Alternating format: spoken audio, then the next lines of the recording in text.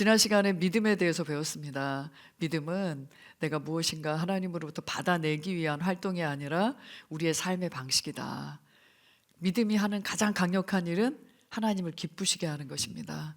하나님이 어떤 분이신 줄 알고 하나님이 내게 그런 분이시라는 것 때문에 어떤 상황이 와도 하나님의 그 신실하심을 붙들고 또 의지하며 선포할 때 하나님께 속한 모든 것이 내 삶에 나타나게 되어 있습니다. 그래서 평생 이 믿음의 삶을 살아가시면서 하나님께서 우리에게 주신 모든 것들을 누리되 이 모든 믿음의 결과는 결국 사랑으로 나타날 겁니다. 모든 사람을 유익하게 하고 또 모든 사람에게 이 그리스도의 영향력을 나타내는 자리로 여러분들이 전진하고 또 전진하게 될 것입니다. 아멘. 오늘도 우리가 이 시간을 통해서 오늘 하루를 또 우리 내게 주어진 앞으로의 날들을 최고의 날로 만들기로 결단했으면 좋겠습니다. 우리 서로 바라보시면서 오늘은 최고의 날입니다. 당신에겐 최고의 인생이 있습니다. 아멘. 전진하십시오. 다 전진합시다. 그래서 여러분들을 멈추게 하고 포기하게 하고 넘어뜨리는 일들이 분명히 있을 거예요. 그건 당연한 거예요. 그런 일들이 문제가 있는 것은 너무나 당연하다 생각하셔야 됩니다. 그리고 필연적으로 내게 승리는 반드시 있다. 이 부분을 끝까지 붙드시기 바랍니다. 왜냐하면 이런 믿음의 싸움을 지금 다 싸우고 있거든요. 여러분이 내적으로나 외적으로나 여러분들이 싸우는 그런 믿음의 싸움들이 있는데 이 모든 싸움은 믿음의 싸움은 선한 것입니다. 선한 것. 사람과 싸우고 돈 때문에 싸우고 애들 때문에 싸우고 이거는 나쁜 거지만 하나님의 말씀을 끝까지 붙들고 빼앗기지 않으며 그 말씀대로 되어질 것을 바라보며 이 믿음의 그런 여러분의 선한 전투가 일어나고 있다면 여러분은 지금 선한 싸움을 싸우고 있는 것이고 이 선하다는 것은 좋은 싸움, 반드시 승리가 예비된 싸움을 싸우고 있는 겁니다. 그래서 다 승리를 간증하고 기쁨의 찬양을, 감사의 찬양을 드리는 우리 성도님들이 다 되실 것에 대해서 또 믿고 감사합니다. 이제 11과 영적 성장입니다. 지금 10과에서 믿음, 11과에서 영적 성장, 12과에서 부르심의 소망, 이제까지 배웠던 것에 대한 종합편입니다. 그래서 우리가 이런 많은 하나님의 아주 정확하고 체계적인 그런 지식과 하나님에 대한 지식, 또 그리스도 안에 있는 나에 대한 지식, 마귀에 대한, 사탄에 대한 지식, 그리고 믿음에 대한 은사의 위치, 여러 가지 여러분들이 배웠습니다. 그래서 이런 것들을 이제는 여러분들 안에 장착되어 있는 그 본성과 또 그 본성을 일깨우는 이런 말씀들이 들어갔기 때문에 이제 이 말씀을 끊임없이 밖으로 끄집어내서 활용하고 사용하는 것이 이제 믿음의 삶이라고 했고요. 이런 믿음의 삶을 전진하다 보면 다 반드시 성장하게 되어 있습니다. 영적인 성장이라고 해서 그리스도 안에서 그리스도의 장성한 분량까지 말씀과 성령으로 우리가 변화되고 전진하고 성장의 그런 열매를 맺는 그런 삶을 우리는 살게 되어 있습니다. 근데 이 원리를 잘 이해해야만, 이 원리를 알아야만 여러분들이 성장을 가로막는 것이 무엇이며 또 이런 가로막힘이 있을 때 여러분이 성장을 위한 어떤 선택을 하셔야 되는지 오늘 이 시간을 통해서 잘 이해하시면 좋겠습니다. 영적으로 성장한다. 그러니까 이 부분을 우리의 영의 상태가 우리 육신의 상태로 태어날 때 보면 완전히 아기 상태로 태어나잖아요. 부모의 돌봄이 없으면 정말 그 살아남을 수 없는 그런 아주 연약한 육신의 상태로 태어납니다. 그런데 이런 영적인 성장에 있어서도 영의 상태가 그렇게 아주 작고 연약한 상태로 시작을 해서 점점 몸이 커가는 것처럼 이렇게 영이 커가고 증가되는 것인가 이렇게 생각하는 경우가 많은데요. 여기서 말하는 영적 성장은 그런 몸의 성장하고는 좀 다릅니다. 영의 성장은 우리 안에 주어진 완전한 하나님의 본성 그리고 하나님의 생명의 능력치를 최대한 발휘하면서 사는 것을 얘기하는 것입니다. 이건. 그래서 완전한 것을 가지고 있지만 그 완전한 것을 나타내고 풀어내고 그 완전한 그 본성의 기능을 다하는 그런 모습이 이제 영적 성장이라고 이해하시면 되겠습니다. 그래서 그동안은 이 신앙생활을 하시면서 저분은 참 성숙하시고 영적으로 성장한 분이시다라고 이렇게 우리가 평가할 때 또 하나 우리가 좀 이렇게 말씀과 다르게 이해하는 것들이 뭐냐면 저분은 말씀의 지식이 참 많으니까, 저분은 기도를 참 많이 하시니까, 그리고 저분은 또 은사도 나타난대. 이렇게 하면서 어떤 우리가 알고 있는 뭐 성경적 지식이나 어떤 활동을 가지고 참 성장한 분이네, 성장한 그리스도인이네, 이렇게 이제 우리가 평가할 때가 있는데요. 그것은 영적 성장의 좋은 재료가 됩니다. 말씀의 지식을 가지고 있고 또 계속해서 배우고 또 그 말씀대로 또 살아가기를 갈망하면서 그 모든 뭐 예배나 또 전도나 모든 활동을, 섬김을 통해서 활동을 할 수 있습니다. 하지만 이런 부분을만을 가지고 우리가 성장했다고 보지 않습니다. 우리가 하나님의 성품 배우셨죠? 그분에게는 하늘의 권위와 하나님으로부터 부여된 권세와 능력과 또 하나님 나라의 왕국의 방식이 그의 삶에 그대로 나타났습니다. 그분은 지혜로우셨고요. 가는 곳마다 하나님의 왕국 복음을 가르칠 때 권위 있는 말씀이셨고요. 그리고 그 가는 곳마다 병든 자를 치유하셨고요. 심령이 가난한 자를 배부르게 하셨습니다. 그리고 먹을 것이 없는 가난한 자들에게도 먹을 것을 주시는 분이셨습니다. 풍랑이 있는 바다에서 그 풍랑에 배가 파손해서 다 죽게 생겼을 때 그 잠잠하라고, 바람아 이 모든 폭풍아 잠잠하라, 이렇게 사람들을 안전하게 보호하는 그 일들을 하셨습니다. 그러니까 예수님이 이 땅에서 우리와 동일하게 이 물리적이고 사실적이고 실제적인 삶을 사셨고 그 삶에 영향을 끼치신 것을 알 수 있습니다. 우리에게도 우리가 처한 우리의 삶에 이렇게 하나님이 주신 이 본성을 가지고 능력을 가지고 나타내고 또 영향을 끼치고 변화의 변화를 거듭하는 그런 삶을 우리가 사는 것, 이게 바로 영적인 성장이다. 그래서 우리 암송 구절 한번 읽겠습니다. 에베소 4장 12절 말씀입니다. 이는 성도를 온전케 하며 봉사의 일을 하게 하며 그리스도의 몸을 세우려 하심이라. 아멘. 이 말씀은 에베소 4장에서 이제 그리스도께서 교회에게 주신 선물에서 그 사도와 선지자와 목사와 교사와 복음 전도자 이 오중 사역자를 교회에 선물로 주셨다. 그들은 성도를 온전케 하는 일을 하기 위해서 세움 받았고 기름 부음을 받았고 그리고 전적으로 그 일을 위해서 헌신합니다. 그래서 그들이 가장 포커스를 맞춰야 될 부분이 바로 성도를 온전케 하는 것입니다. 여기서 성도를 온전케 한단 말이 바로 영적으로 성장하도록 돕는다는 의미입니다. 그래서 모든 성도들은 그 삶의 목표가 영적인 성장에 맞춰져 있고 그리고 영혼을 구원하기 위한 복음 전파에 맞춰져 있어야 합니다. 이 두 가지 트랙을 우리가 꼭 가지고 있어야 되고요. 이 둘에서 어느 쪽에도 치우치지 않는 그런 균형을 또 잡을 수 있어야 합니다. 사탄은 어떻게 하든지 우리를 지나치게 만들어요.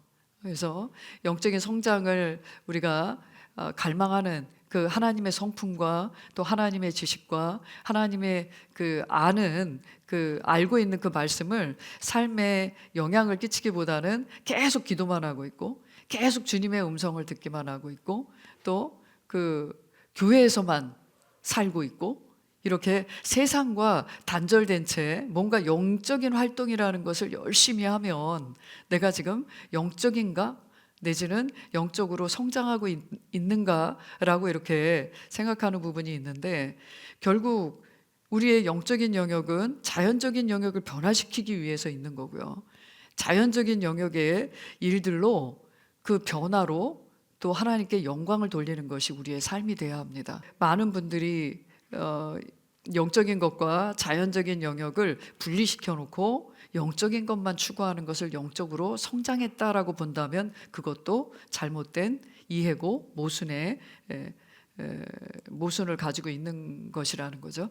그래서 이렇게 우리가 그 하나님의 이 말씀을 따라서 바르게 성장해 가기로 이렇게 또 이 시간 선택하시고 이거는 내게 이미 주어진 하나님의 본성을 따라 사는 삶이고 그 본성이 우리 삶에서 많이 나타나면 나타날수록 성숙하다, 성장한 하나님의 아들, 휴오스다 이렇게 말할 수 있는 거구나 라고 거기에 포커스를 맞추시기 바랍니다. 우리 서론 한번 읽어보겠습니다.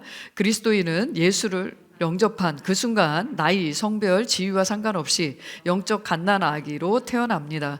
그 후 하나님의 말씀을 들으며 마치 한 어린 아이가 태어나 아동기, 성장기, 성년에 이르는 것과 같이 영적으로도 성장하며 점점 영에 속한 사람으로 변화되어 갑니다. 그래서 우리가 여기서 영적인 갓난아기로 태어난다. 지금 아까 제가 예를 들었지만 육신적인 성장이 아니라 그 안에 본성의 나타남이라고 말씀드린 것처럼 아기는 완전한 사람으로 태어났지만 완전한 사람의 본성을 가지고 있지만 그 본성을 발휘하기 위한 성장 과정을 거치게 되어 있다는 겁니다. 그래서 갓난아기 상태에서 아동기, 성장기, 성년에 이르는 이런 과정을 거치다 보면 반드시 이 과정에서는 먹어야 돼요. 아이를 잘 먹여야 되고 보호해야 됩니다. 그리고 충분한 사랑을 받아야 됩니다. 그런 것처럼 우리가 그리스도 안에서도 이제 갓 거듭났어요. 그러면 하나님의 말씀을 통해서 하나님은 어떤 분이신지, 그리스도 안에 있는 내가 무엇을 가지고 있는지, 무엇을 할 수 있는지, 거듭난 하나님의 사람들은 어디에 속해 있다가 어디로 옮겨진 건지, 마귀의 나라에서 마귀의 종되었던 것에서 하나님의 나라, 또 이 땅에 하나님의 부여한 하나님의 왕의 권세를 가지고 우리는 이 땅으로 옮겨진 것입니다. 저주 가운데서 축복 안으로 옮겨진 거예요. 그래서 이런 우리 안에 이런 새로운 거듭난 나의 새로운 신분과 또 나의 위치와 나의 역할을 잘 배워야 하는 것입니다. 그래서 우리가 몸만 자랐는데 정신 연령은 5살이야, 7살이야. 그거를 성장했다고 봅니까? 그렇게 보지 않죠.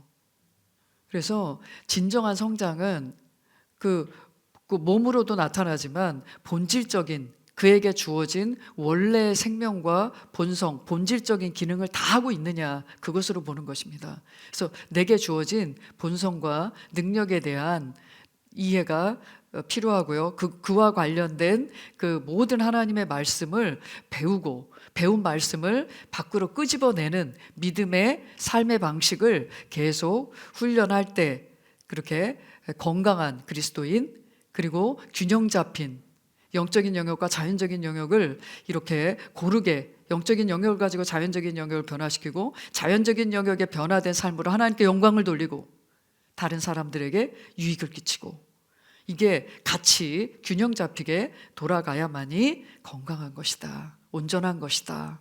그래서 영적으로 성장한다는 건 영에 속한 사람으로 변하는 것이다, 이렇게 되어 있습니다. 영에 속한 사람으로 변화되어 간다. 그러면 영에 속하지 않으면 어디에 속했다는 거예요? 육에 속한 거겠죠. 여기서 말하는 육이라는 건 단순히 육신만을 말하지 않습니다. 세상에 영향을 받고, 어차피 우리가 세상에서 태어나서 세상에서 이렇게 길들여지고 세상의 모든 교육으로 교육되어지고, 그리고 여전히 죄의 본성 아래서 우리가 훈련되어지고 가지고 있는 사상과 가치 체계와 이런 것들을 가지고 있습니다. 그래서 우리는 예수님을 영접하기 전까지는 이렇게 육신의 모든 영향력 아래 살았고, 육신의 영향력이 또 지배력이 나한테는 익숙한 거였습니다, 우리에게는. 그런데 이제는 영에 속한 사람, 그러니까 거듭난 나의 영, 나의 본성을 따라 살고 또 하나님의 말씀을 따라 살고 성령을 따라 사는 삶, 그러니까 말씀의 지배를 많이 받고 성령님의 인도를 풍성히 받는 삶이 바로 영에 속한 사람이라고 하는 겁니다. 그래서 점점 더 영에 속한 사람으로 변화되어 가는 것을 영적으로 성장한 것이다. 그러니까 우리 안에 있는 본질적인 본성의 기능이 많이 나타나는 것, 하나님의 성품이 삶으로 나타나는 것, 이것을 영적 성장이라 한다. 그 밑에 영적 성장이란 하면서 개념이 나와 있습니다. 읽어보겠습니다. 영적 성장이란 재창조된 인간의 영을 개발하며 발전하는 과정을 말합니다. 재창조된 인간의 영에 하나님께서 이미 넣어주신 잠재력을 활성화시키는 과정입니다. 여기서 우리에게 주어진 이 본성과 능력은 잠재되어 있습니다. 그래서 이게 우리 그냥 저절로 나타나게 그냥 되어 있는 것이 아니라 우리의 그 의지와 우리의 선택이 필요하다는 거예요. 그래서 하나님이 그냥 알아서 우리를 그렇게 만들어서 그렇게 기능하게끔 알아서 저절로 이렇게 하게끔 로봇처럼 이렇게 만들지 않았습니다.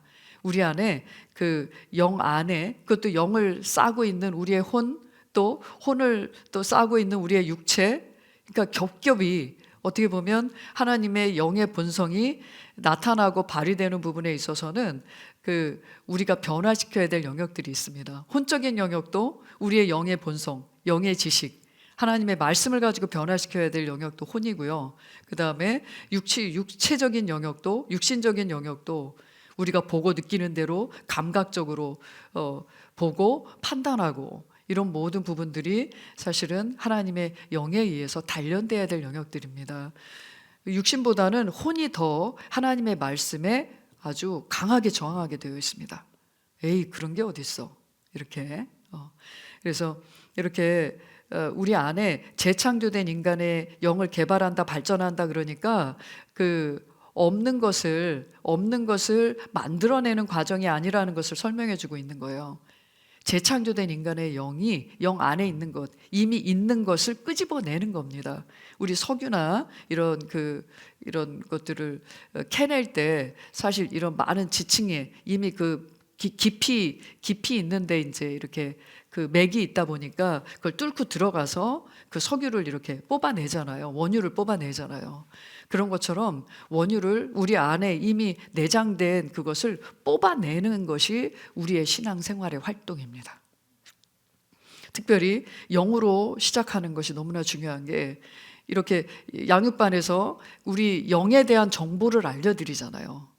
우리의 영은 어떤 상태고 어떤 일을 할 수 있고, 그리고 우리의 영 안에는 이미 하나님의 모든 능력이 내장되어 있기 때문에 내 영 안에 있는 것을, 그 은혜로 받은 것을 알게 하기 위해서 성령님이 우리 안에 돕는 자로 와 계신 겁니다.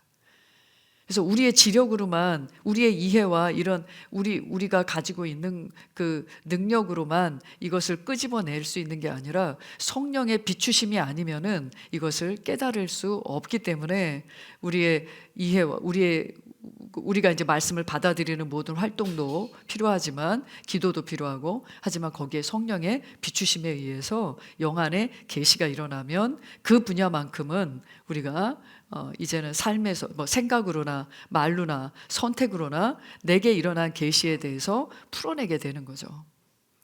그래서 이렇게 우리의 그 거듭난 본성을 계속 활성화시키는 모든 과정을 영적 성장 과정으로 본다. 자, 에베소서 4장 11절 15절 말씀 다 함께 읽겠습니다. 그가 어떤 사람들은 사도로, 어떤 사람들은 선지자로, 어떤 사람들은 복음 전도자로, 어떤 사람들은 목사와 교사로, 이는 성도를 온전케 하며 섬기는 일을 하게 하고 그리스도의 몸을 세우게 하여 우리 모두가 믿음의 하나됨과 하나님의 아들을 아는 지식의 하나됨에 도달하게 하고 온전한 사람이 되어 그리스도의 충만하심의 장성한 분량에까지 이르게 하려 하심이라. 그리하여 우리가 이제부터는 더 이상 어린 아이가 아니고 하나님 사람들의 속임수와 교활한 술책으로 그들이 속이려고 숨어서 기다리는 온갖 교리의 풍조에 밀려 이리저리 다니지 아니하고 오직 사랑 안에서 진리를 말하며 우리가 모든 일에 성장하여 그에게 이르리니 그는 머리시며 곧 그리스도시니라. 아멘. 우리가 어디까지 성장해야 된다고요? 예수님만큼. 그러니까 예수님은 너희는 나보다 못해야 돼, 이게 아니라 예수님만큼 자라가라고 말씀하시고 계십니다. 그런데 우리가 이렇게 성장해야 될 이유가 잘 나와 있습니다. 여기 보시면 우리가 온전한 사람으로, 그러니까 하나님의 아들을 믿는 믿음과 그 지식으로 하나 되어서 온전한 사람으로서 우리가 성장하지 않으면 어떻게 된다고요? 사람들의 속임수와 교활한 술책에 속아 넘어가는 것을 알 수 있습니다. 늘 속임당하는 삶을 살 수 있죠. 그러니까 그리스도인임에도 불구하고 세상에 이런 거짓된 것들의 이론과 또 이런 사상에 휘둘릴 수밖에 없습니다. 세상적인 정보와 또 뉴스들에 거기서 말하는 그대로를 우리가 믿고 신뢰하며 따라가면서 결국 세상이 주는 두려움 가운데 우리가 패배자로 살 수밖에 없도록 그렇게 끊임없이 공격당하는 것을 알 수 있고요. 그 다음에 온갖 교리의 풍조들, 그러니까 끊임없이 이 말씀에 대한 계시들은 계속 전진해 왔습니다. 그리고 성경에 나타난 일들이 실제화되어서 계속해서 우리에게 더 밝게 드러나고 있습니다. 그래서 구원받으면 천국 가는 거 이렇게 했다가 우리가 받는 것의 목표가 천국뿐만 아니라 이 땅에서 하나님이 주신 그 능력을 발휘하면서 사는 거구나. 이 땅에서는 그 가시밭 고난길을 걷다가 천국 가면 편안해지는 것, 이것이 아니라 이 땅에서 아까 말씀드린 믿음의 선한 전투와 또 승리를 경험하면서 이렇게 영혼 구원을 위해서 내가 이 땅에 남아있는 거구나, 이렇게 하면서 계속해서 구원받은 그리스도인의 그 실제적인 그 변화와 또 역할들에 대한 이런 것들이 이제 점점 더 계시되고 있습니다. 그리고 뭐 치유에 대해서도 그렇죠. 그래서 어떻게 보면 치유 사역의 흐름, 치유 사역의 부흥, 그리고 뭐 은사나 성령 사역의 부흥 하면서 시시때때로 이것 하나의 교리도 하나의 어떤 풍조처럼, 그 유행처럼 그렇게 한 시기와 한 시대를 이렇게 지나가는 것을 알 수 있습니다. 그런데 우리가 지금은 어디 뭐 은사에 대해서 훈련해 준대, 뭐 어디 성경 공부를 아주 잘하는 곳이 있대, 이렇게 하면서 여러분들이 여기저기 다닐 필요가 없다는 거죠. 그래서 우리가 하나님의 말씀에 그런 정확한 지식 위에 또 성령의 실제 위에 있다면 그런 것들에 너무 지나치게 몰두하거나 이렇게 시간을 거기에서 머물러서 낭비할 필요가 없이 그냥 말씀을 있는 그대로 믿는 그 믿음과 성령의 기름 부음의 사역이 균형 잡히게 가고 있다면 여기에서 더 깊이와 또 최선을 다하시면 되는 거지 여리저리 밀려다닐 필요가 없다. 그래서 결국은 우리가 모든 일에 성장한다. 모든 일에라고 그랬어요. 모든 일에. 모든 삶의 모든 분야에서 성장하는데 사랑 안에서 진리를 말한다. 이 말은 사랑으로 기능하고 믿음으로 기능하는 삶이 우리 안에서 나타나는 것을 말하죠. 그래서 교회의 머리 대신 그리스도와 동일한 생각을 하고 동일한 말을 하고 또 동일한 선택을 하고 동일한 영향력을 끼치는 그런 영적 성장의 삶으로 우리는 전진합니다. 거기에 꼭 필요한 부분이 성령님의 사역입니다. 우리 밑에 한번 읽어보겠습니다. 성경은 우리에게 그리스도의 장성한 분량까지 자라라고 말합니다. 그리스도의 장성한 분량이란 예수께서 모든 분야의 완벽한 성령 인도를 받았던 것과 같이 완벽한 성령 인도를 받는 것을 말합니다. 이것이 우리의 최종 목표입니다. 네, 그래서 그리스도인의 삶이라고 하는 것은 바로 이렇게 모든 분야의 말씀으로 또 성령님의 인도를 받는 삶이구나. 이것을 우리가 성령 충만한 삶이다, 능력의 삶이다, 또 예수 그리스도의 삶을 연장해서 사는 삶이다. 우리 왜 전기 코드가 이렇게 전기 가전제품을 쓰려고 해도 그 벽에 있는 코드가 너무 멀면 뭐 쓰죠? 그 익스텐션, 그 전기 그 멀티탭 이런 거 꽂아가지고 쓰잖아요. 예. 그래서 예수님이 이미 가져다 놓으신, 이미 예수님이 성령님을 통해서 우리에게 부어주신 그 기름 부음과 그 부르심과 우리에게 주어진 그 능력이 이렇게 예수님과 우리가 익스텐션 이렇게 연결되어 있기 때문에 이제 나라고 하는 사람이 이 세상의 접촉점이 되는 겁니다.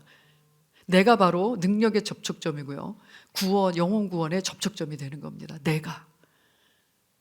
그래서 이렇게 성령님께서는 우리를 이렇게 예수님과 같은, 예수님과 동일한 삶으로 또 동일한 그 능력의 나타남으로 우리를 쓰기 원하세요. 그래서 성령님이 우리를 그렇게 능력의 도구로 쓰임받게 하기 위해서 우리 안에 살고 계신 겁니다. 그래서 영적 성장이란 이렇게 성령님과의 동역이다라는 것을 우리가 이해하고 넘어가야 되겠습니다. 그 다음에 고린도전서 1장에서 3절까지 보시면 이렇게 필연적인, 우리가 영적 성장의 필연적인 과정을 거칠 수밖에 없다는 것에 대해서 잘 얘기합니다. 그래서 이 땅에는 세 종류의 사람이 존재한다라는 걸 이 말씀에서 보여주고 있는데 읽어보겠습니다. 형제들아, 내가 너희에게 영적인 사람을 대하는 것처럼 말할 수 없어서 육신적인 사람, 즉 그리스도 안에서 어린 아기들을 대함과 같이 하노라. 내가 너희를 젖으로 먹이고 고기로 먹이지 아니하였으니 이는 너희가 지금까지 소화시킬 수 없었으며 아직도 그러하니라. 너희는 여전히 육신적인 사람이라. 너희가 가운데 시기와 다툼과 분열이 있으니 어찌 너희가 육신적이 아니며 사람을 따라 행하는 자가 아니리요. 네, 여기서 보시면은 영적인 사람이 있고 육신적인 사람이 있고, 그 다음에 마지막 절에 보시면 너희가 육신적이 어찌 너희가 육신적이 아니면 사람을 따라 행하는 자가 아니려 할 때 그 사람, 내추럴맨, 거듭나지 않은 자연인을 얘기하는 겁니다. 그래서 그 영어로는 내추럴맨 이렇게 되어 있기 때문에 자연인, 그러니까 거듭나지 않은 그 죄인의 상태 사람이 있고요. 그리스도인임에도 불구하고 아직 어린아이처럼 이렇게 행동하고 말하고, 그리고 그런 어린아이들, 영적으로 어린아이 상태에 여전히 육신적인 영향을 많이 가지고 있고 받고 있는 그런 성도들이 있다면 그곳에는 필연적입니다. 시기와 다툼, 분열이 있을 수밖에 없습니다. 그런데 그렇게 어린 성도들만 있어서 무슨 일만 일어나면, 무슨 상황만 터지면 시기하고 분열하고 다투고 이런 일이 일어나면 진짜 교회는 뭐 지옥하고 비슷하지 않겠어요? 이게 작은 천국이 아니라 이게 또 작은 지옥이 되겠죠. 근데 여기에는, 교회 안에는 영적인 사람들이 있습니다. 그러니까 성장한 그리스도인들도 동일하게 있다는 얘기예요. 그래서 아까 영적인, 영에 속한 사람 설명드렸죠. 하나님의 말씀을 중심으로 말씀을 따라 살며 성령님의 인도를 받고, 그리고 사랑으로 행하며 화목해 하는 그 직분을 감당하는 그런 사람들이 이렇게 이제 막 어린 아기처럼 성장하는 그리스도인들을 돕고 섬겨주며 세워주는 일을 하기 때문에 교회는 영적인 성장한 사람들이 많으면 많을수록 평안할 수밖에 없습니다. 문제는 곳곳에서 터집니다. 곳곳에서 터지지만 만약에 성도가 100명이면 몇 가지 문제를 가지고 있을까요? 각 사람마다 최소한 한 가지 이상은 다 가지고 있겠죠. 그러면 교회 안에는 몇 가지의 문제가 지금 있는 거예요. 오히려 세상보다 더해 이렇게 말하는데요. 아니요, 세상은 더 심각합니다.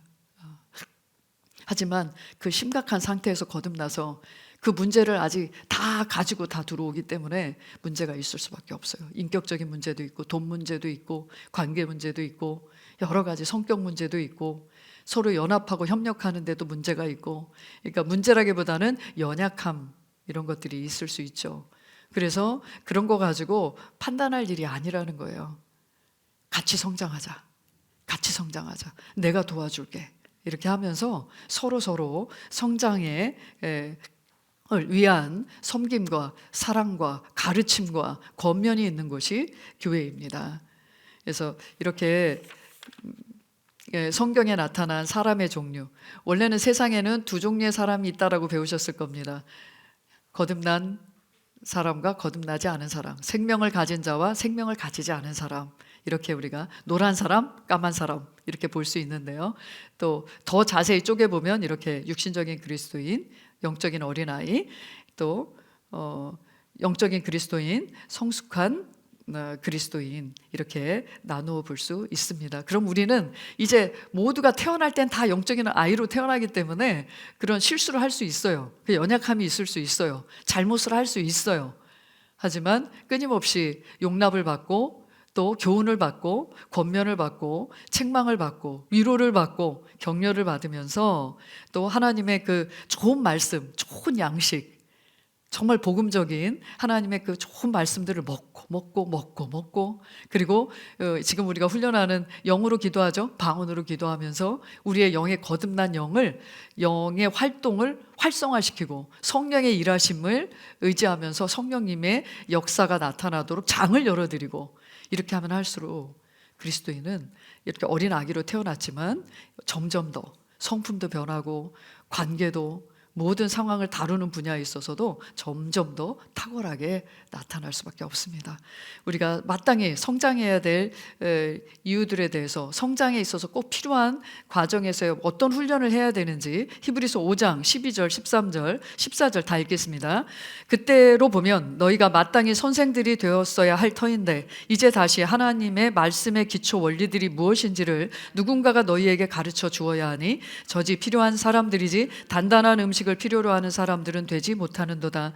젖을 사용하는 자는 누구나 의의 말씀에 능숙하지 못하나니 이는 그가 악이이기 때문이요 단단한 음식은 장성한 사람들의 것이니 그들은 그 말씀을 사용함으로 감각들을 단련하여 선악을 분별하는 사람들이라. 음식 얘기를 하고 있습니다. 지금 세 종류의 사람이 먹는 종류의 음식이 다르다는 겁니다. 그래서 영적인 어린아이의 상태라면 하나님의 말씀의 기초 원리들이 무엇인지를 잘 배워야 되는 시기입니다. 이 시기에는 교회에서 일을 하고 뭔가 중요한 결정을 하고 중요한 자리에 올라가는 게 중요한 게 아니라 말씀을 배워야 하는 것입니다. 어떤 말씀? 하나님 말씀의 기초 원리들. 그래서 지금 새가족반이나 양육반에서 가장 강력하게 다루는 것이 그리스도인의 정체성입니다. 간혹 신앙생활 10년 하셨으니까 다 아시겠지 이렇게 생각하는 경우가 있는데요. 그래서 간혹 교회 안에 이런 그리스도인은 누구인가에 관한 말씀에 대해서 가르치지 않는 그런 성경 공부를 한 번도 해보지 않은 성도님들이 꽤 많습니다. 성경에 관한 성경 창세기부터 요한계시록까지 성경 공부도 열심히 할 수 있긴 하죠.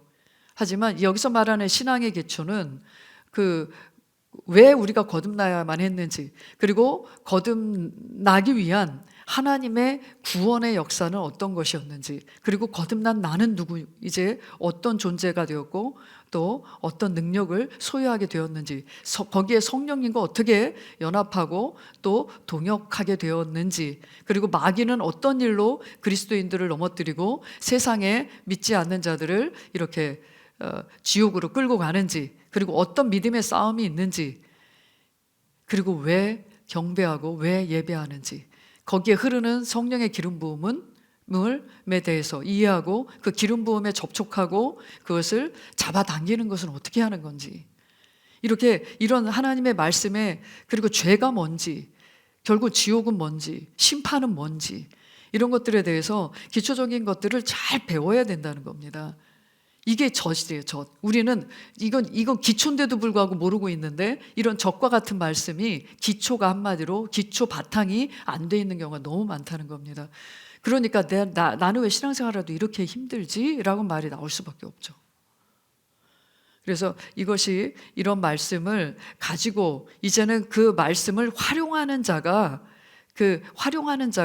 이제는 의의 사람, 의의 말씀을 능숙하게 사용하는 사람, 의인의 성장한 그리스도인의 그런 의인의 모습이 많이 나타나는 성장한 사람으로 나타나는 것을 지금 말해주고 있습니다. 그래서 계속 젖만 먹고 있다, 이 말은 어찌 보면 지적으로도 다 동의했어요. 아는 건 많아요. 그런데 이것을 활용을 못해요.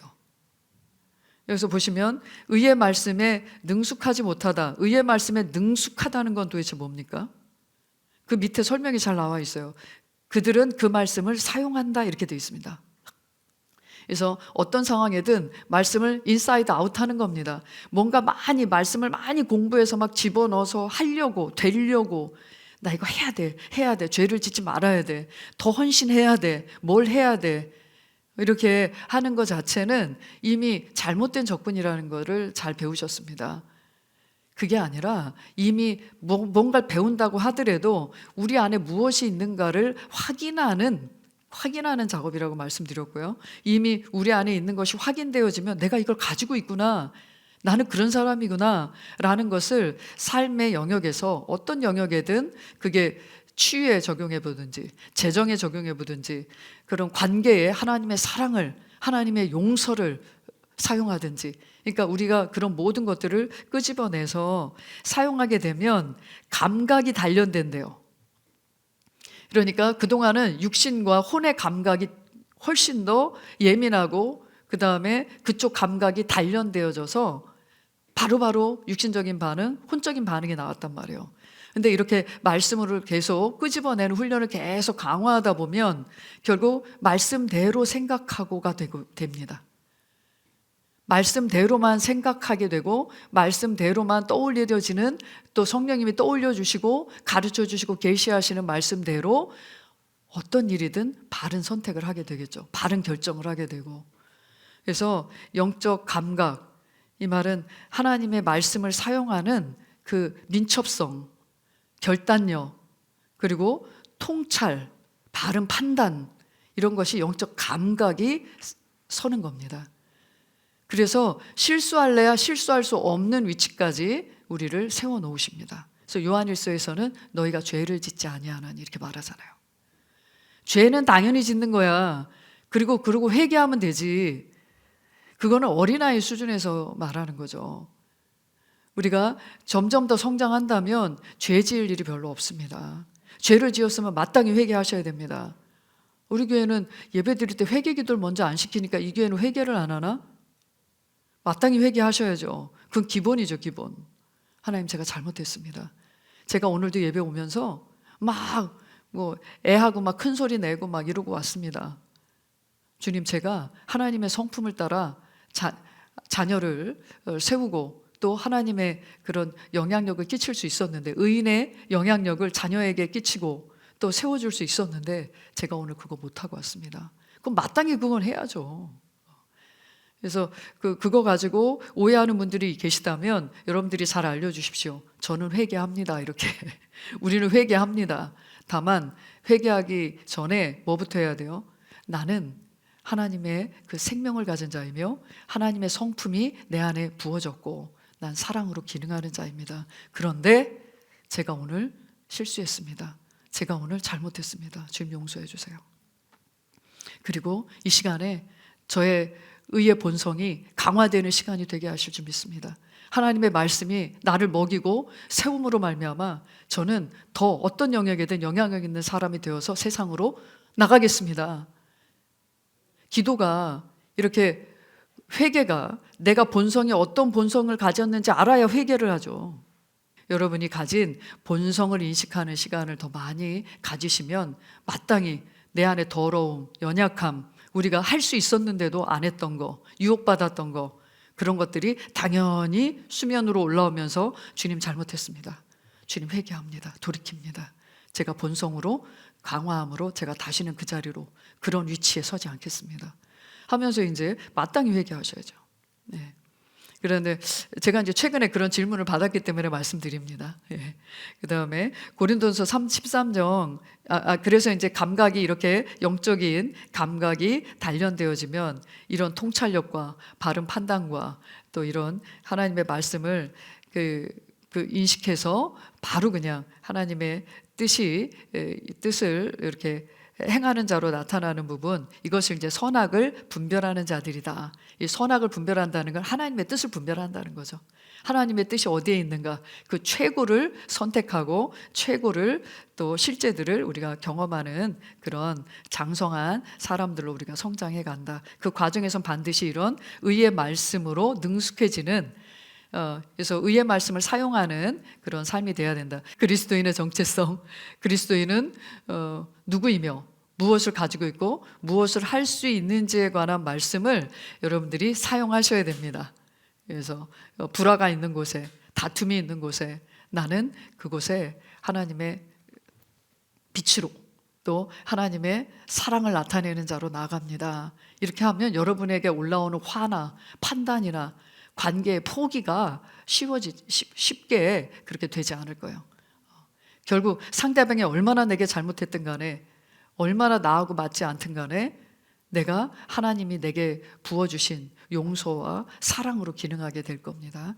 예, 그래서 고린도 13장 11절 보시면, 내가 어린아이였을 동안에는 어린아이같이 말하고 어린아이같이 이해하며 어린아이같이 생각하였으나 어른이 되고 나서는 어린아이의 일들을 버렸노라. 네, 그래서 어린아이일 때 어린아이처럼 말하고 어린아이처럼 이해하고 행동하고 하는 것은 너무나 자연스러운 거예요. 지금 그 말씀하시는 거예요. 너희가 어떻게 이렇게 어린아이 같냐? 이 말씀하시는 게 아니라, 어린아이일 땐 어린아이를 해야 정상인 거고요, 어른은 어른으로서 기능하는 게 마땅한 겁니다. 그래서 그 4살짜리가 4살짜리처럼 기능하는 것은 마땅한 일입니다. 그래서 거기에 필요한 조치와 거기에 필요한 양식을 공급하는 그 일을 교회에게 맡기셨어요. 그래서 그걸 계속 해주면 먹고 훈련하고 끄집어내고 이런 것들을 계속 하다 보면 결국은 어느새 어른이 되어서 내가 언제 그랬어? 이렇게 해요. 그래서 4살짜리가 4살짜리 일을 하는데 갑자기 10살로 만들 수는 없잖아요. 하루에 밥을 10끼씩 먹여가지고 10살을 만들려고 한다? 우리 간혹 너무 신실한 부모님들이 너는 모태신앙이야 이러면서 애를 막 하루에 막 10끼씩 먹여서 갑자기 나처럼 기능하게 만들려고 하는 그런 경향이 있어요. 굉장히 위험합니다. 우리 아이가 태어난 그런 그 기질과 성향이 있어요. 왜 쟤는 나처럼 열정적이지 않지? 왜 쟤는 나처럼 이렇게 신앙에 있어서 뜨겁지 않지? 뭔가 그 아이만의 요소가 있어요. 방해하는 요소들이 있습니다. 그냥 모태신앙에서 얘는 뭐 저절로 그냥 다 모든 것을 그냥 말씀과 교회 생활을 다 그냥 저항 없이 다 받을 것 같아요. 저항이 있어요. 그래서 자녀를 영원히 구원받는, 정말 개인적으로 주님을 인격적으로 만날 수 있는 그 기회들을 만들어주는 것이 내가 만드는 것이 아닙니다. 그래서 그 아이를 가장 잘 관찰하고 가장 잘 파악하고 여기에는 어떤 말씀을 넣어줘야 되는지, 얘는 세상에서 어떤 영향을 받고 왔는지, 내가 어릴 때부터 나와서 교회 데리고 다녔다고, 교회에 앉혀놨다고 얘가 교회에서만 영향을 받나요? 세상에서 무지무지 영향을 받습니다. 저항을 받아요. 그 믿는 사람이 하나도 없어요. 우리 아이도 이제 고등학교를 갔는데, 고등학교 가보니까 믿는 애들이 없는 거예요. 다 불신자인 거죠. 그러면 그 나이 때는 친구를 따라가잖아요. 안 믿는 게 정상인가? 이런 생각 들어올까 안 들어올까요? 들어옵니다. 왜 나만 믿어야 돼? 그리고 나 개인적인 주님과의 그런 게 없기 때문에, 그래 나도 괜히 부모님 때문에 다녔어. 우리 집에는 신앙의 종교의 자유가 없었네. 그런 경우가 꽤 많습니다. 실제로 많습니다. 데리고 와서 앉혀놓을 수는 있는데 그냥 불신자로 앉아 있는 거예요.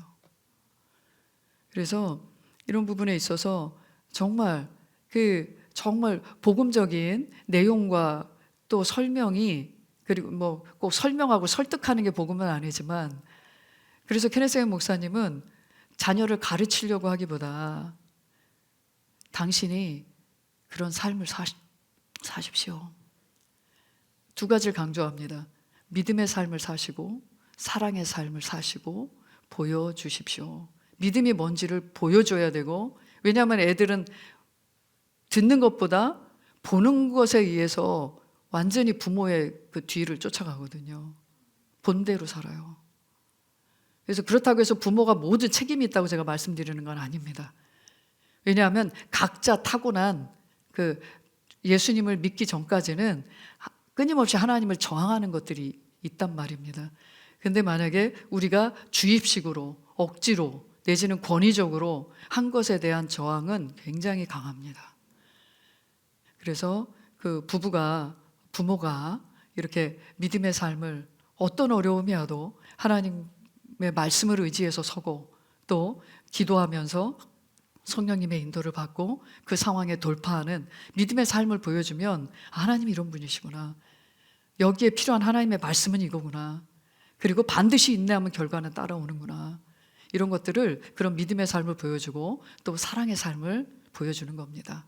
그렇게 해서 이렇게 예수님을 믿고 거듭나도록, 왜 이 얘기를 하고 있는지 모르겠는데 예, 어쨌든 이렇게 어린 아이 거듭나기 전 상태와 거듭나서 어린 아이 상태 그리고 성장 과정 모든 부분에 하나님께서 정말 돌보고 계시다는 거. 특별히 믿는 가정의 자녀들은 하나님 거룩한 구별된 하나님의 사람들에 의해서 길려지는 거잖아요. 그래서 이 아이들은 철저히 어릴 때부터 그 울타리에서 보호를 받게는 되어 있습니다. 하지만 이제는 정말 보호가 필요 없이 자기 스스로의 신앙으로 우뚝 설 수 있게끔 그렇게 우리가 또 훈련해 나갔으면 좋겠습니다. 자, 영적으로 이렇게 성장하는 데 있어서 아주 중요한 열쇠가 있습니다. 첫 번째 읽어보겠습니다. 새로운 피조물로 지어진 의인인 나를 인지하며 의의 말씀을 삶의 모든 분야에 적용하며 살아가십시오. 그 설명은 지금 앞서 드린 내용입니다. 두 번째, 가르침을 잘 받는 영을 유지하십시오. 예, 가르침을 잘 받는 영을 유지하십시오. 나이가 많고 적고 간에 나이가 많으면 많은 대로 안 배우려고 하고 또 나이가 어리면 어린 대로, 그러니까 어리면 어린 대로 잘 들을 것 같고 또 나이가 많으면 이렇게 거절할 것 같지만 이거는 심령의 태도예요. 심령의 태도.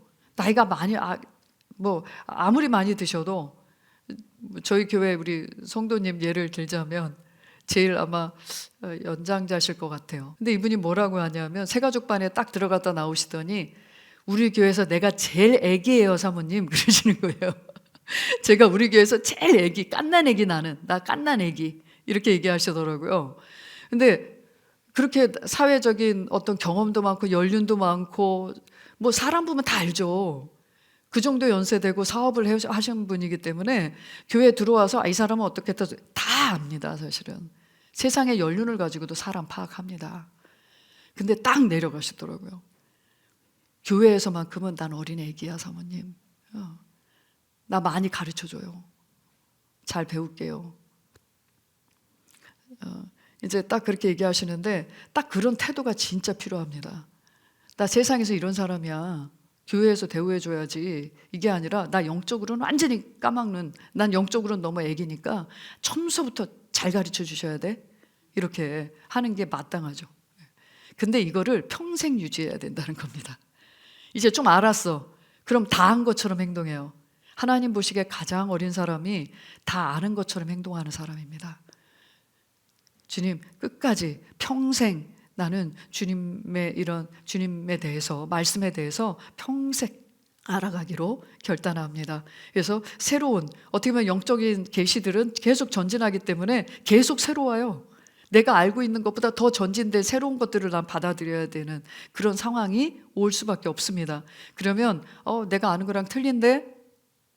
이게 아니라 그게 말씀이라면 말씀으로 확인해서 이것이 맞다고 한다면 받아들이려고 하는 그런 배우는 자세, 잘 받아들이는, 잘 배우는 티처러블하다 이렇게 해서 잘 배우다, 잘 배우는 사람이란 뜻이거든요. 그래서 잘 배우는 영을 유지하십시오. 그래서 케네스 겐 목사님은 그렇게 믿음을 잘 가르치셨지만 제자들 중에 재정 분야에 대한 계시나 또 영혼 구원의 전도와 복음 전하는 분야의 계시가 훨씬 더 증가되어지고 잘 활용되어지고 삶에서 열매가 풍성한 제자들을 강단에 많이 세우셨습니다. 그리고 나서 알아서 잘해 하고 뒤로 빠져 계신 게 아니라 항상 맨 앞에 앉으셔서 이 말씀을 들으셨대요. 학생처럼 처음 배우는 학생처럼 자기가 가르쳤는데 자기가 가르친 내용을 처음 배우는 것처럼. 그래서 특별히 믿음의 말씀의 사역자들 또 새로운 피조물의 계시를 가르치시는 사역자분들을 보면 대부분 다 겸손하세요. 그래서 그렇기 때문에 그리고 멘토가 있고요. 겸손하다는 거는 멘토가 있다는 얘기입니다. 그래서 항상 자신의 상위 리더를 존중하고 또 교회 안에 교회의 기름 부음을 존중하는, 그게 바로 또 이렇게 계속 영적 성장할 수 있는 길이 될 것입니다. 세 번째, 갓난 아기와 같이 순전한 젖을 사모하십시오.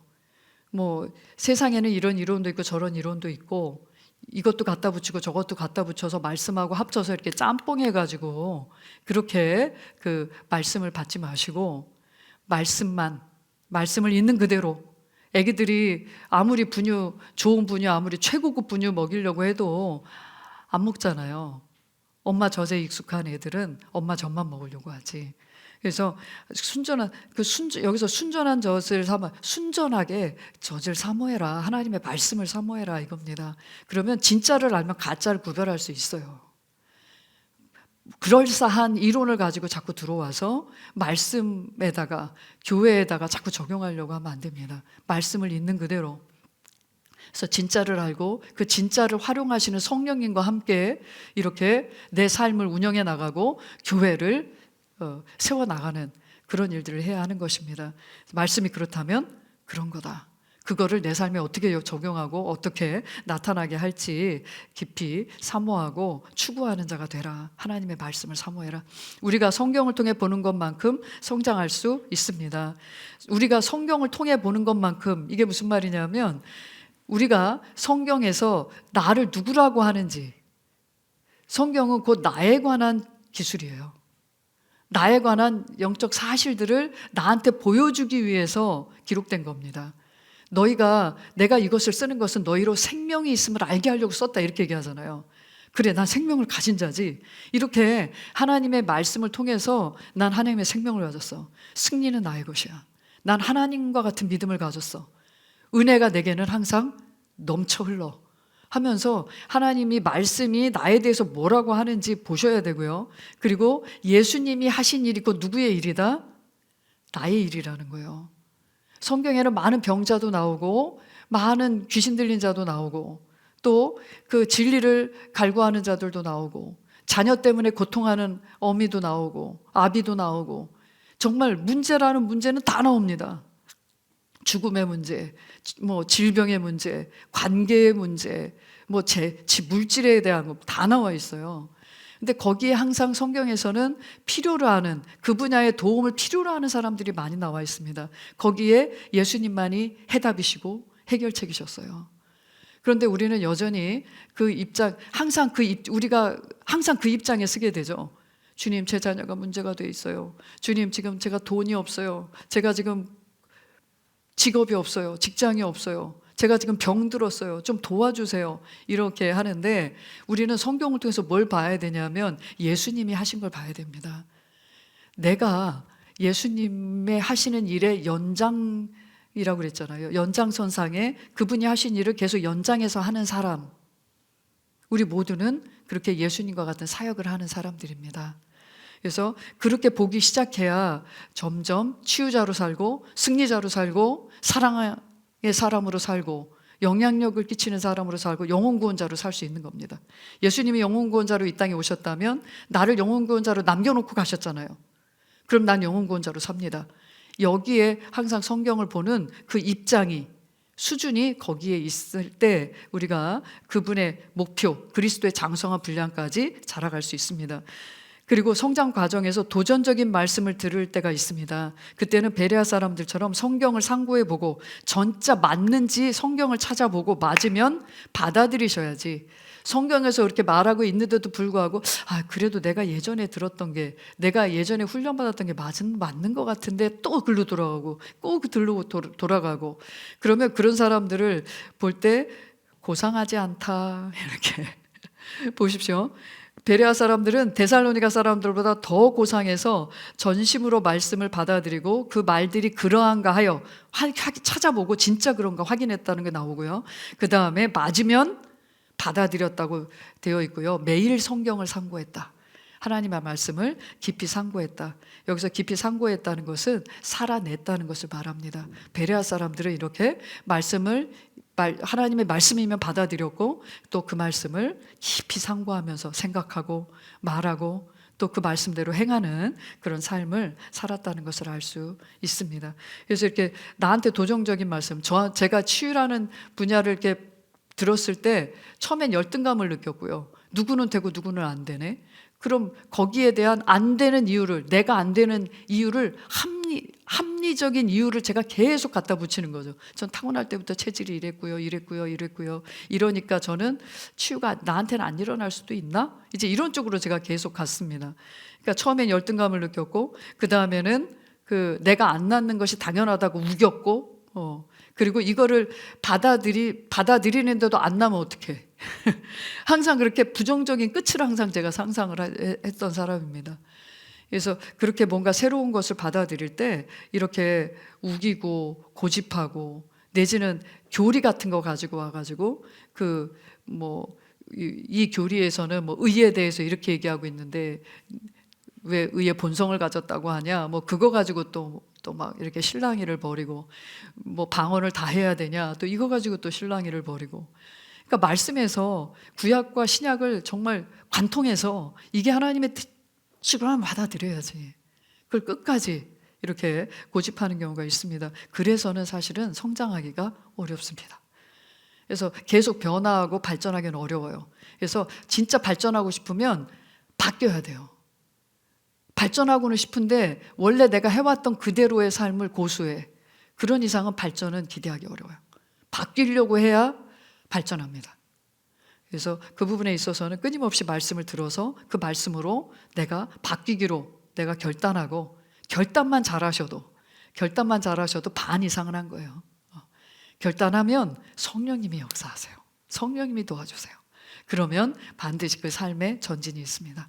자, 영적인 어린아이부터 우리가 시작한다고 했기 때문에 영적인 어린아이부터 어떤 발달 단계에 전진이 있고 특징들이 나타나는지 한번 보겠습니다. 영적인 어린아이의 정의를 보시면 금방 거듭났거나 예수님을 믿은 지는 오래됐는데 뭘 몰라요? 의의 말씀을 몰라요.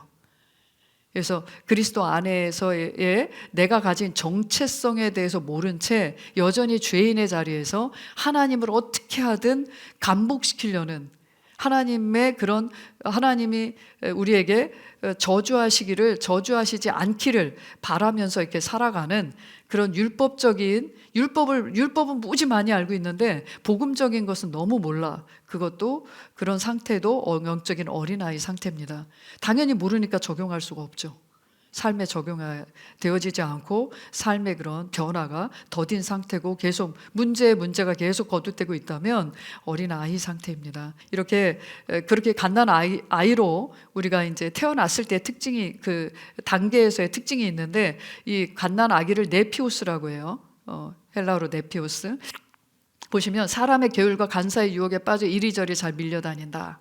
아까 말씀 같이 읽었죠. 그리고 무엇이든지 배우려고는 해요. 열정이 있어요. 근데 잘못된 그 상황에서는 잘못된 이론에 빠지지 않도록 주의가 필요하다고 했는데 반드시 양육자가 필요합니다.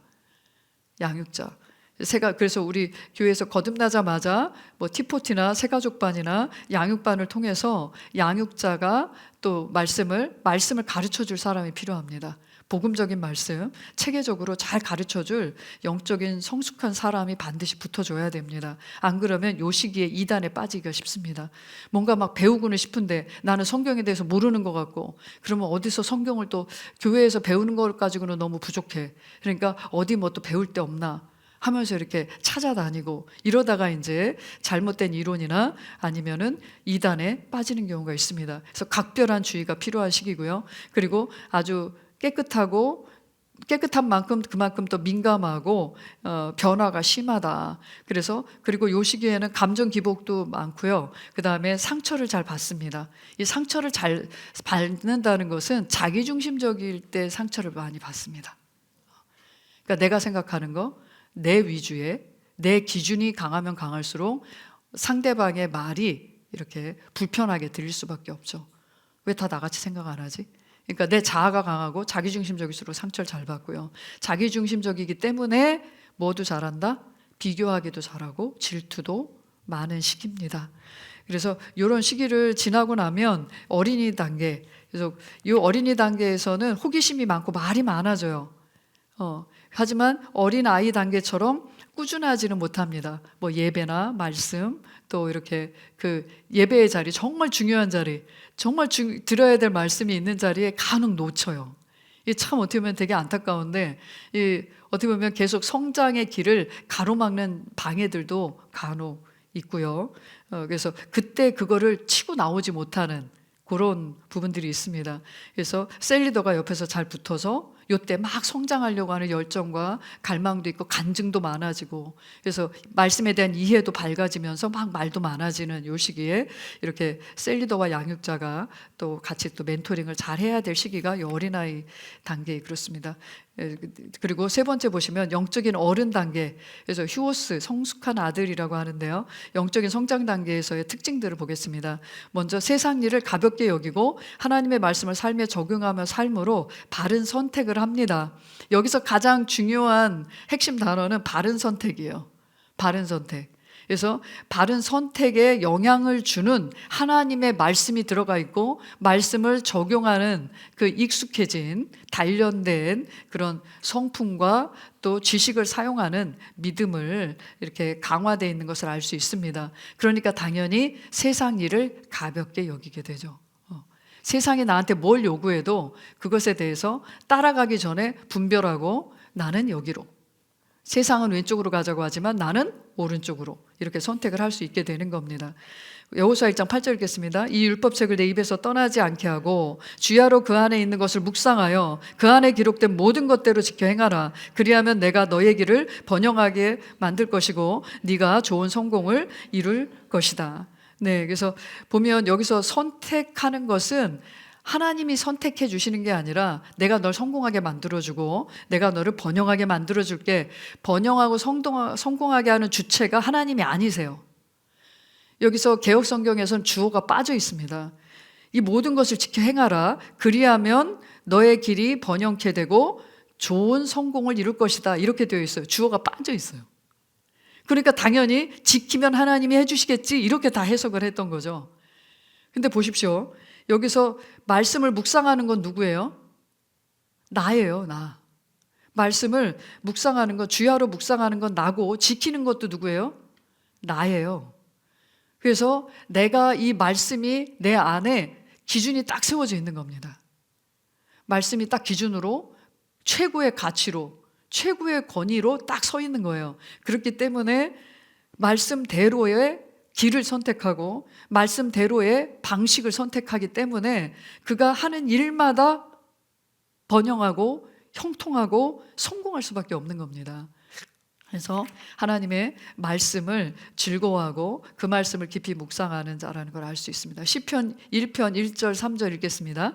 복 있는 사람은 악인들의 관계를 따르지 아니하며 죄인들의 길에 서지 아니하며 조롱하는 자들의 자리에 앉지 아니하는도다. 그의 즐거움이 주의 법에 있으니 그가 주의 법을 주야로 묵상하는도다. 그는 강가에 심겨진 나무 같아서 계절을 따라 열매를 맺으며 그의 잎사귀도 마르지 아니하리니 그가 무엇을 하든지 번성하리로다. 이 시편의 말씀도 악인, 죄인, 조롱하는 자, 전부 다 세상 사람들을 얘기합니다. 불신자를 얘기합니다. 그래서 악인들의 관계라는 건 그 믿지 않는 자들의 꾀, 속임수, 이걸 얘기하는 거고요. 죄인들의 길에 서지 않는다는 것은 그들의 방식, 이 way라는 게 방식이라는 말이거든요. 방법. 죄인들이 쓰는 방법을 쓰지 않는다는 거고, 조롱하는 자리의 자리라는 건 아예 그게 그 사람의 태도와 인격이 돼버린 겁니다. 그래서 그런 태도나, 그러니까 조롱하는 자들, 그런 태도, 하나님의 말씀을 멸시하고 또 그 구원을 멸시하고 그리스도인들을 또 매사에 그리스도인들에 대해서 부정적으로 말하는 분들 계시거든요. 이런 분들과 함께하지 않는다는 거죠. 그런 부분들을 따르지 않는다는 겁니다. 그런 분들을 구원하지 않는다는 얘기는 아니에요. 그들의 방식을 따르지 않는다는 거예요. 그들은 반드시 또 우리가 구원해야 될 영혼들이죠. 그래서 대신 주의 법을, 하나님의 말씀을 주야로 즐거움으로 주야로 묵상한다. 그러면 그 사람은 강가에 심겨진 나무와 같이 열매를 맺고 항상 푸르르다라고 말하고 있습니다. 가뭄을 모르는 그런 상태인 거죠. 그래서 그가 무엇을 하든지 번성하리라 이렇게 되어 있습니다. 그가 이렇게 말씀화된, 복음화된, 말씀의 기준이 세워진 그 사람은 그가 무엇을 하든 성공하는 거지, 하나님이 내가 뭘 하든 성공시켜 준다는 말이 아니죠. 그래서 이렇게 성장한 사람은 그 말씀을 삶에 적용하면서 사는 사람이라는 걸 알 수 있고요. 히브리서 10장 25절 읽겠습니다. 어떤 사람들의 습관처럼 우리 자신들이 함께 모이는 것을 저버리지 말고 서로 권면하여 그날이 가까워오는 것을 볼수록 더욱 그리하자. 그래서 함께 모이기를 힘쓰는 사람들이라는 걸 알 수 있습니다. 자기 혼자가 아니라 함께해요, 항상. 그래서 믿음의 사람들과 함께하는 것, 그리고 함께 모였을 때 뭐 하는 겁니까? 그가 하나님의 말씀을 따르도록 서로 권면하고 세워주는 일을 하는 거고, 그날이 가까움을, 그리스도의 다시 오심을 사모하자. 그날을 위해서 지금 우리는 준비하고 그날을 위해서 영혼을 위한 그런 헌신된 삶을 살자. 이런 모임 안에, 이 교회의 몸된 교회 안에 있는 것을 말합니다. 그래서 이것을 보면 이런 대표적인 사람이 누구냐면 모세입니다. 모세는 하나님 중심적이고 내세를 예비하는 삶을 살았습니다. 자기 중심적으로 자기를 위해서 살았던 사람이었어요. 하지만 동족 이스라엘을 위해서, 그들의 구원을 위해서 기꺼이 이렇게 그들을 출애굽하는 그런 사람으로, 그리고 애굽에 머물러서 왕의 아들이라는 왕자의 모든 타이틀과 권위를 다 버린 채 그들을 이렇게 에게서 그들과 함께, 이스라엘 백성들과 함께 고난을 함께 했다는 것에 대해서 말해주고 있습니다. 히브리서 11장 24절 25절 읽겠습니다. 믿음으로 모세는 장성하여 파라오의 딸의 아들이라 칭함을 거절하고 잠시 동안 죄의 낙을 누리는 것보다 오히려 하나님의 백성과 함께 고난 받는 것을 택하였고, 그래서 하나님의 최고를 붙잡는 것, 이것도 좋지만 하나님이 원하시는 최고는 이거지 하면서 내가 좋아하는 것을 버릴 줄 아는 그런 사람을 얘기합니다. 그래서 항상 베스트가 내게 있는데 그 베스트를 붙잡지 못하게 하는 항상 좋은 것 같지만 베스트보다는 낮은 수준에 있는 것, 차선을 우리가 택하게끔 하는 것이 사단의 전략입니다. 나쁜 걸 가지고 선택하라고 안 해요. 차선을 선택하게끔 하지. 그래서 우리가 항상 하나님의 최고를 위해서, 또 내세를 위해서 준비하는 삶. 두 번째 특징이, 성장한 사람 위치에 서게 되면 사람들의 그 비판이나 칭찬에 초연하다. 이 말은 하나님을 더 의식한다는 얘기입니다.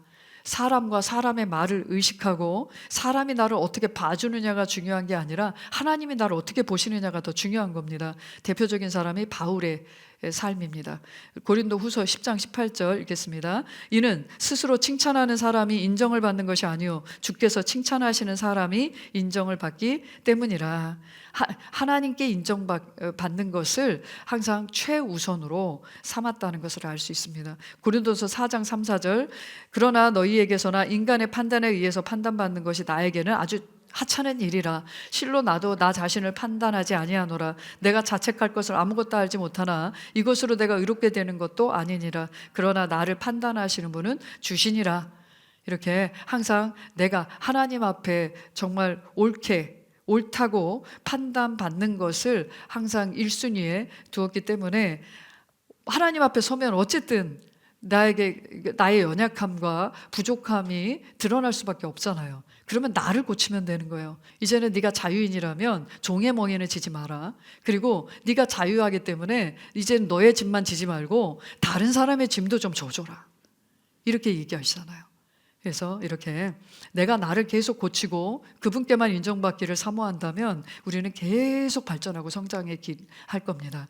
다윗도 그랬습니다. 그의 행실을 이렇게 드러내고 밧세바를 취한 것에 대해서 말했을 때 다윗이 그대로 인정합니다. 인정하고 하나님께 회개하고 눈물로 침상을 적시며 돌이킵니다. 하지만 밧세바가 낳은 아이가 죽습니다. 첫 아들이 죽게 되는 거죠.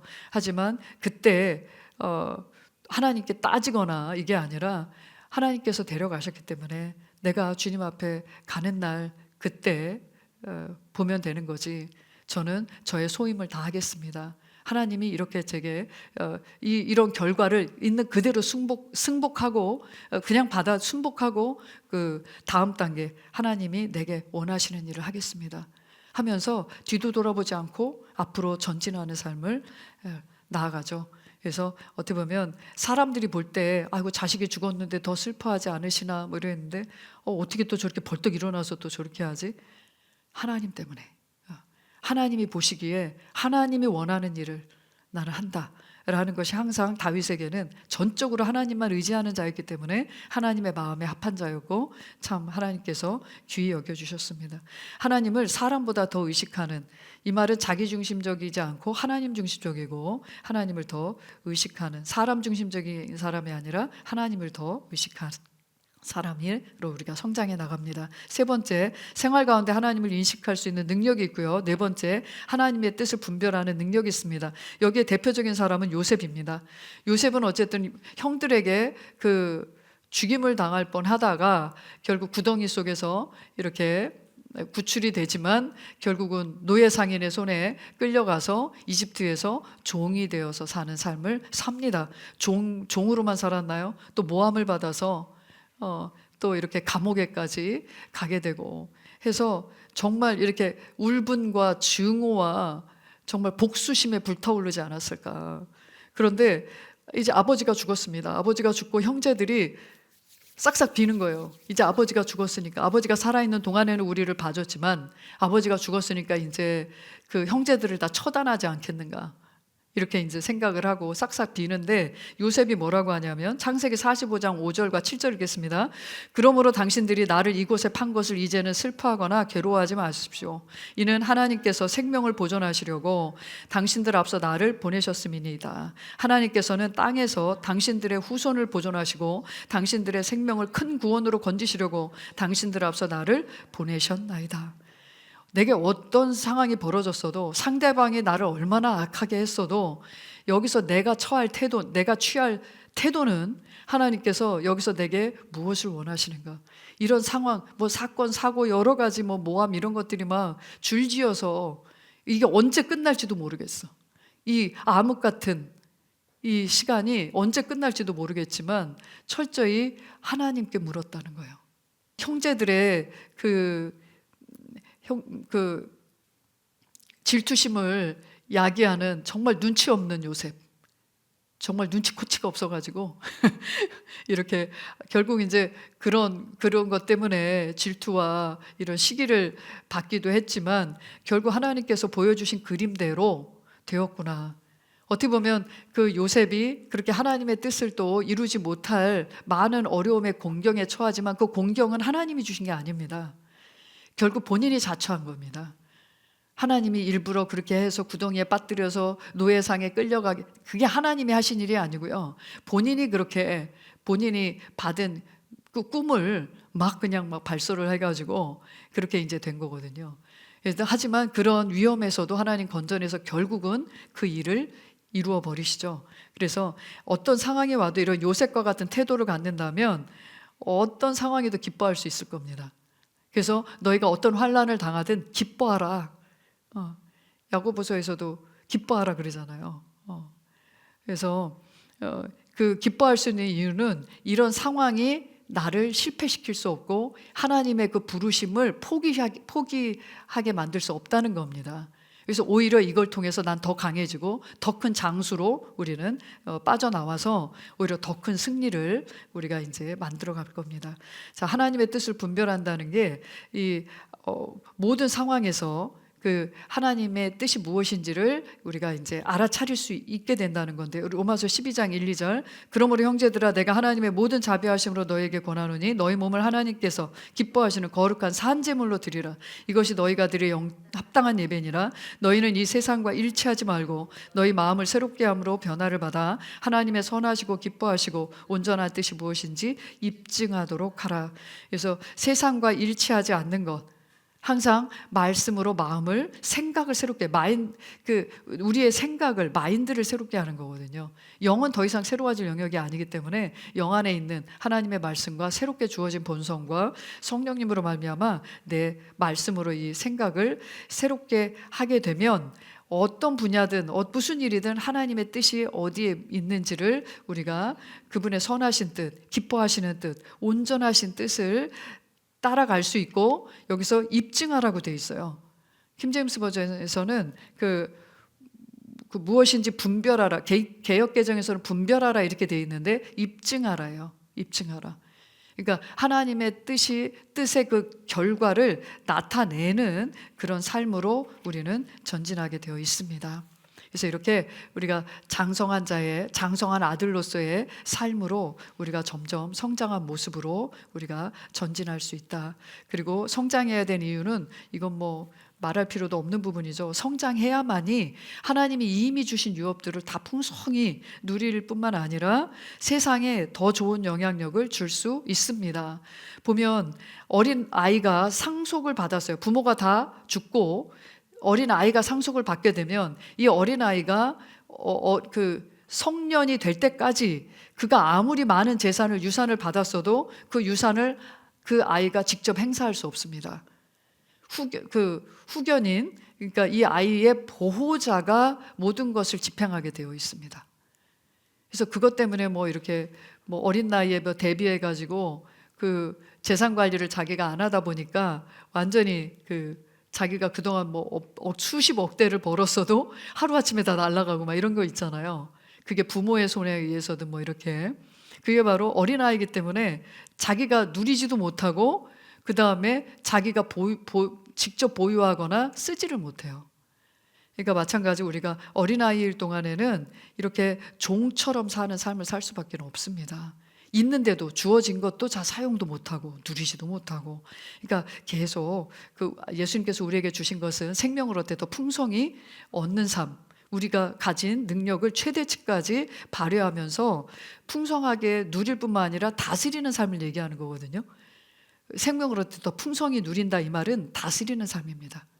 누리되 그 다스리는 삶으로. 그 다음에 우리는 이미 성공한 자로 하나님의 그 목적과 계획 안에서 이제 하나님의 그 뜻을 나타내는 왕으로서의 삶을 살고 있기 때문에 세상에 예수님이 가져오셨던 이 구원을 선포하고 나타내는 삶이죠.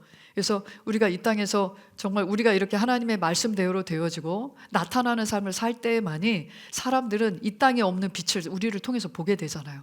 이 땅에서 있는 없는 영향력, 사랑의 영향력, 진리의 영향력, 빛의 영향력을 사람들은 그 혜택을 봐야지, 혜택을 보게 됨으로써 사람들의 그 영혼을 더 강력하게 이겨올 수 있는, 또 그들의 삶을 변화시킬 수 있는 그런 영향력의 자리로 올라갑니다.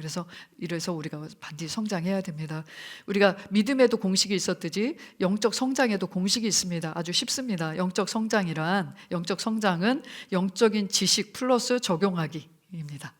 영적 성장, 영적인 지식이 들어가야 되고요. 그래서 영적인 지식인 새로운 피조물의 실체로서의 난 누구고, 또 그리스도 예수 안에서 받은 유업은 뭐고, 성경에 약속된 모든 말씀들에 대해서 우리가 알 때, 배울 때 그것을 이제 우리가 이제 성장할 수 있는 기초를 마련하는 거죠. 이 기초가 없다면 그냥 내가 들은 대로 배운 대로 이 말씀이 아닌 것을 우리가 많이 듣고 배우고 경험한 것들이 참 많습니다. 그래서 말씀이 아닌 것들은 좀 이제는 걸러내고 좀 내려놓고, 이제 하나님의 말씀이 이거구나, 이것이 핵심이구나, 내가 이것을 따라가야 되겠구나 하면서 이런 바탕을 가지고 이제 적용하는 단계로 들어가야 되겠습니다. 그래서 보시면은 영적인 지식에서 아주 중요한 부분인데요, 내가 그리스도 안에서 받은 것이 무엇인가. 2번 보시면 괄호 안에 읽어보겠습니다. 영생, 의, 치유, 부요, 평강, 인도, 응답, 승리, 그 외에도 지혜, 기쁨, 감사, 사랑, 이 모든 것이 우리 안에 주어진 것들입니다. 이것은 세상이 감당할 수 없는 거예요. 세상이 이거에는 우리가 여기서 세상을 이기는 것은 이것이니 우리의 믿음이니라. 믿음의 내용이 바로 이겁니다. 믿음은 뭔가를 가졌고 가진 것을 활용하는 것이라고 그랬죠. 기독교적인 믿음은 사용하는 것입니다. 끄집어내서 사용할 게 있는 거. 그래서 뭘 가진 줄 알아야지 이거를 끄집어내죠.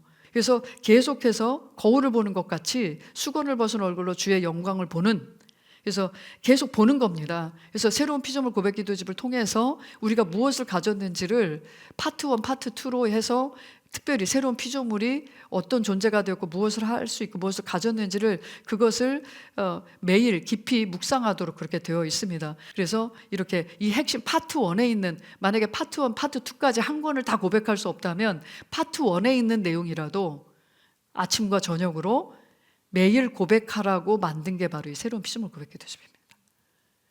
그래서 이 안에 있는 것들을 계속 들여다보면서 이건 보기만 하면 뭐 되나?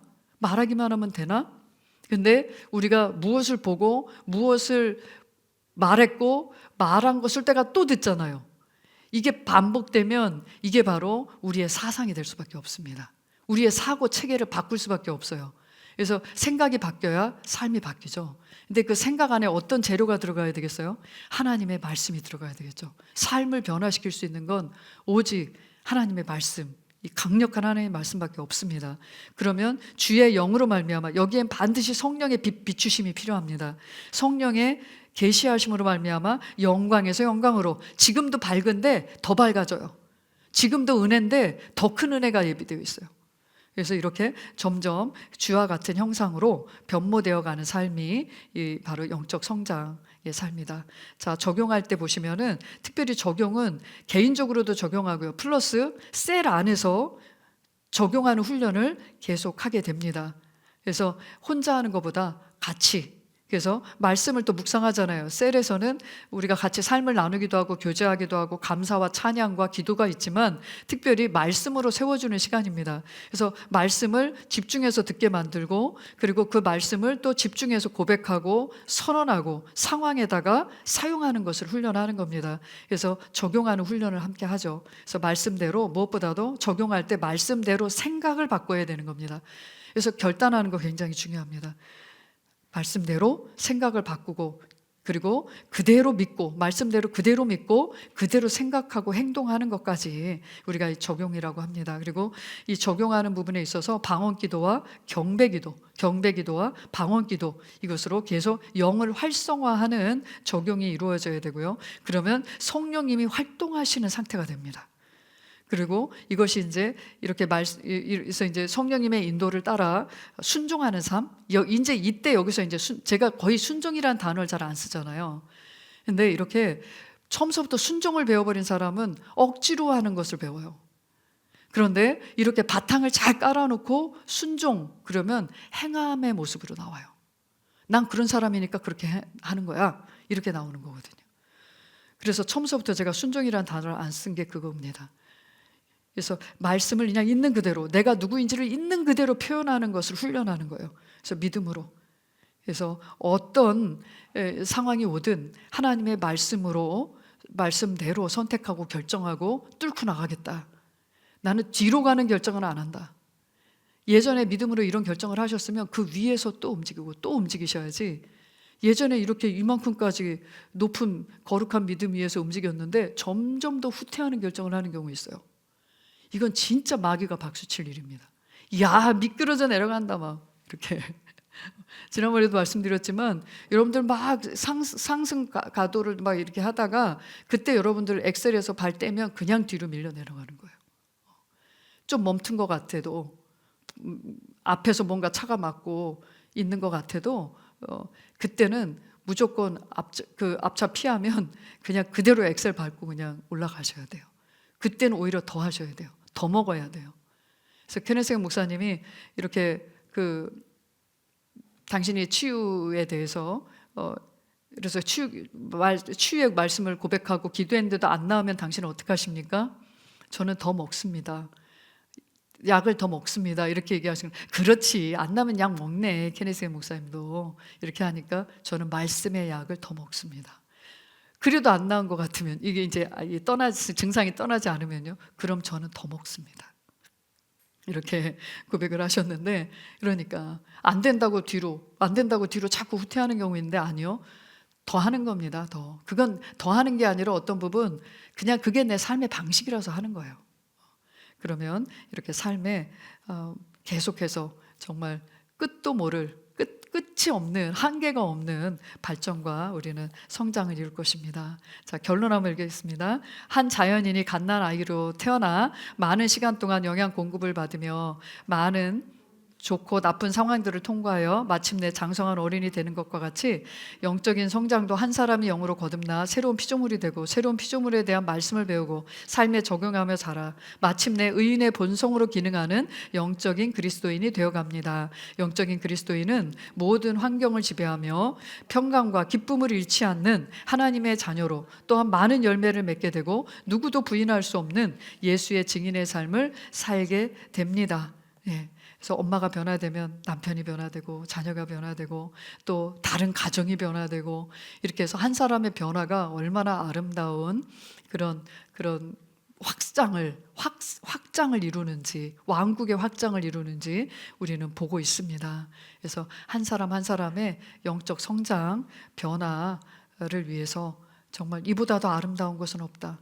그래서 나의 영적 성장을 끊임없이 갈망하시고 또 취하면서 전진하시고 또 다른 사람의 영적 성장에 도움이 되고 영향력이 되는 사람으로 발전하기를 결단하시면 좋겠습니다. 아버지 감사합니다. 참 좋으신 아버지 감사합니다. 우리를 아버지의 생명을 주어 이 땅에 태어나며 또 거듭난 우리가 새로운 피조물로 일어나 하나님의 생명을 따라 살도록 성령님을 보내주셔서 감사합니다. 성령님께서 우리 안에 이미 주어진 이 본성과 능력과 권세와 권위를 이해하고 왕처럼 다스리며 살아가도록, 영혼을 구원하며 살아가도록 성령님의 도우심과 이끄심이 있기에 우리는 너무나 안전하고 너무나 견고합니다. 아버지 하나님, 우리가 알고 있는 이 견고하고 또 영적인 지식 위에서 믿음이 서고, 그리고 이 믿음을 삶에서 발휘하면서 계속해서 하나님이 기뻐하시며 하나님께서 또 함께 동역할 수 있는 그런 성장한 아들로 자라가겠습니다. 정말 하나님을 사랑하며 말씀을 사랑하며 또 영혼을 사랑하는 자들로, 그리고 모든 사람에게 모든 상황에 말씀을 적용하며 유익을 끼치며 영향력을 끼치는 자들로 우리는 성장하겠습니다. 예수님께서 우리에게 그 아들됨을 본을 보이셨고 우리는 이제 아들의 본을 보이며 이 땅을 걷고 있습니다. 우리가 걸어간 그 족적마다 그리스도만 남게 하여 주시고 그리스도의 영광만이 드러날 수 있도록 함께 하심을 감사합니다. 우리 양육반을 드리며 또 스스로를 먹이며 훈련하며 각 삶의 현장에서 모든 문제를 대면하는 말씀으로 지혜로 대면하는 우리 성도님들을 축복하고 승리와 기쁨의 찬송으로 주님께 영광 돌리고 주님의 기쁨이 되는 것을 보며 감사를 드립니다. 오늘도 함께 하시는 님 감사드리고 예수님의 이름으로 기도합니다. 아멘.